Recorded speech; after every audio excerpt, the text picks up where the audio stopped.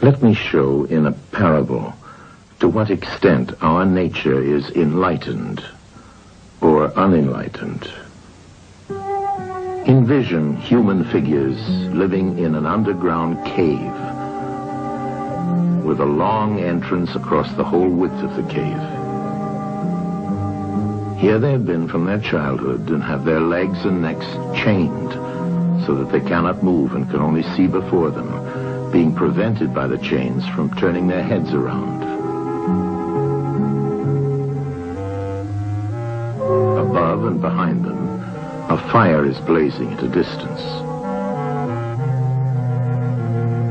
They see only their own shadows, which the fire throws on the opposite wall of the cave. For how could they see anything but the shadows if they were never allowed to move their heads?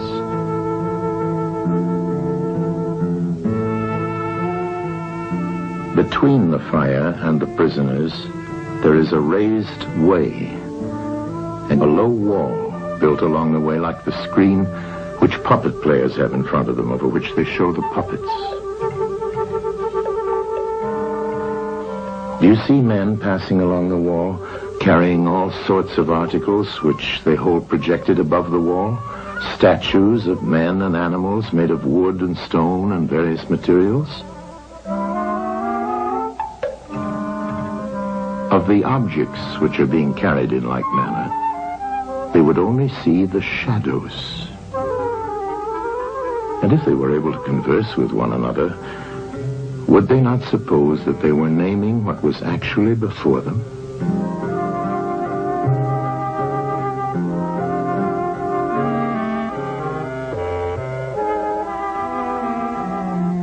And suppose further that there was an echo which came from the wall. Would they not be sure to think when one of the passers-by spoke that the voice came from the passing shadows? To them, the truth would be literally nothing but the shadows of the images.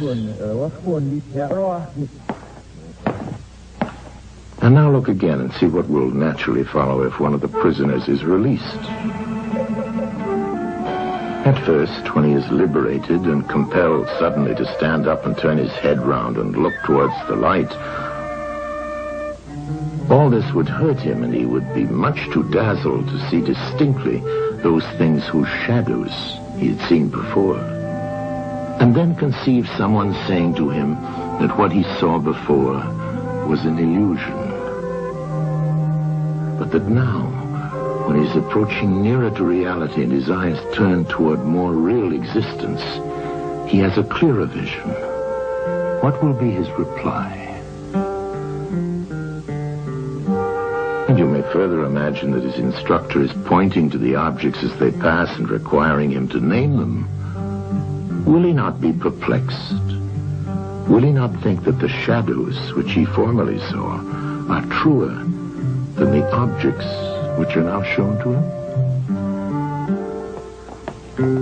And suppose once more that he is reluctantly dragged up a steep and rugged ascent and held fast until he is forced into the presence of the sun himself. When he approaches the light, his eyes will be dazzled, and he will not be able to see anything at all of what are now called realities. He will require to grow accustomed to the sight of the upper world.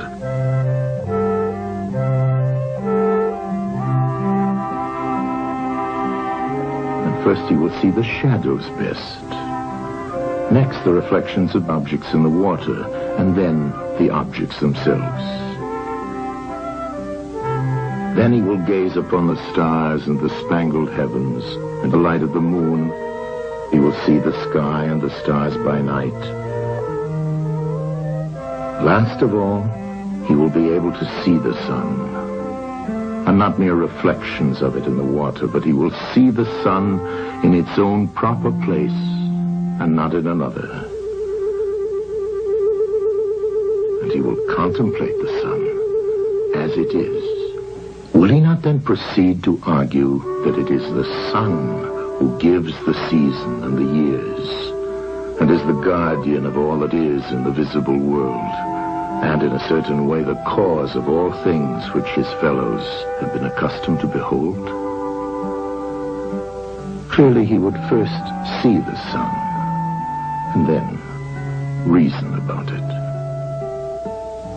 And when he remembered his old habitation and what was the wisdom of the cave and his fellow prisoners, do you not suppose that he would bless himself for the change and pity them?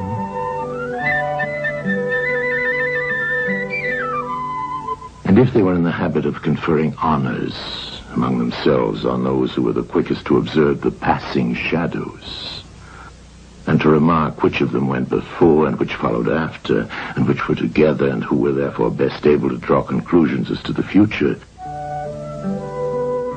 do you think that he would care for such honors and glories, or envy the possessors of them? Would he not say with Homer, "Better to be the poor servant of a poor master, and to endure anything rather than think as they do and live after their manner"? Imagine once more such a one coming suddenly out of the sun to be replaced in his old situation. Would he not be certain to have his eyes full of darkness? And if there were a contest of measuring the shadows, and he had to compete with the prisoners who had never moved out of the den, while his sight was still weak, and before his eyes had become steady, wouldn't they all laugh at him and say he had spoiled his eyesight by going up there, and that it was better not to even think of ascending?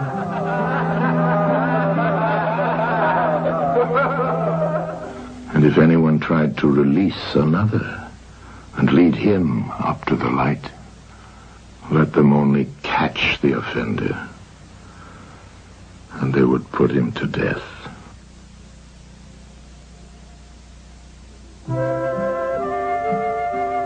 It is the task of the enlightened not only to ascend to learning and to see the good, but to be willing to descend again to those prisoners and to share their troubles and their honors, whether they are worth having or not.